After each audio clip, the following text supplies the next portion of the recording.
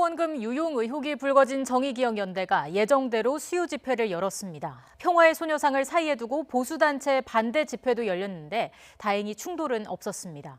취재기자 연결해서 자세한 상황 알아보겠습니다. 홍성욱 기자. 네, 사회부입니다. 네, 정의기억연대 측이 이번 의혹과 관련해서 어떤 입장을 밝혔습니까? 네, 정의연은 오늘도 수요 집회를 예정대로 열었습니다. 이 자리에서 회계부정 등 정의연과 관련된 의혹에 대한 입장을 밝히기도 했는데요.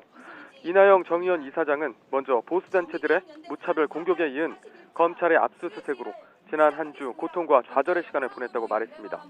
또 이용수 할머니의 기자회견을 안타깝게 지켜봤다며 마음이 아프고 송구하게 생각한다고 전했습니다.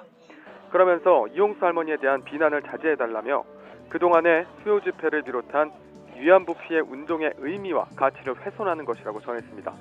특히 언론이 과도한 취재로 정의연 관련자들을 괴롭히고 있다며 검찰의 수사가 진행 중이고 외부 회계 감사 등을 통해 해명을 준비 중이라며 조금만 참고 기다려달라고 호소했습니다.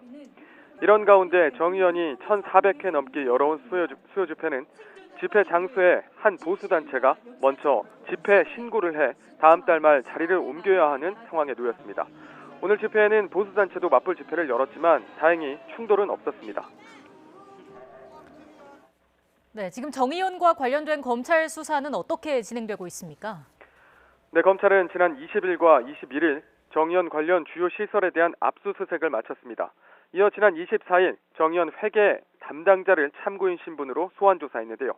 앞서 검찰은 국세청에도 정의연 관련 자료 제출을 요구한 것으로 확인됐습니다. 국세청이 보유하고 있는 정의연 관련 자료를 넘겨받아 분석 중인 것으로 알려졌는데요.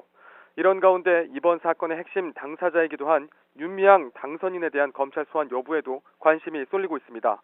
윤 당선인은 오는 30일부터 현역 국회의원이 됩니다. 현역 국회의원은 회기 중 국회의 동의 없이 체포나 구금되지 않는 불체포 특권이 있는데요. 이 때문에 소환 조사가 이번 주 중 이뤄질 수 있다는 가능성도 제기되고 있습니다. 하지만 검찰은 현재 압수수색을 통해 확보한 자료 분석과 관련자 계좌 추적을 모두 마치고 소환 여부를 검토한다는 방침입니다.